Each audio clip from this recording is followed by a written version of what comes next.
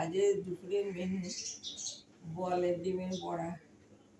আমি বড়াটা করেছি বেসন আর চালের গুঁড়ো, একটু লঙ্কা দিয়েছি, একটু হলুদ দিয়েছি, লবণ তো দিতেই হয়। বড়াটা করেছি। আর করেছি বলের ডিমের ঝুড়ো, বেগুন দিয়ে, আলু দিয়ে আর মশলা দিয়ে, এই আদা বাটা, রাঁধুনি বাটা, ভাজা জিরে বাটা, কাঁচা জিরে নয়, দিয়ে আমি করেছি ডিমের ঝুড়ো, বলের ডিমের ঝুড়ো, রুইয়ের ডিমের নয়।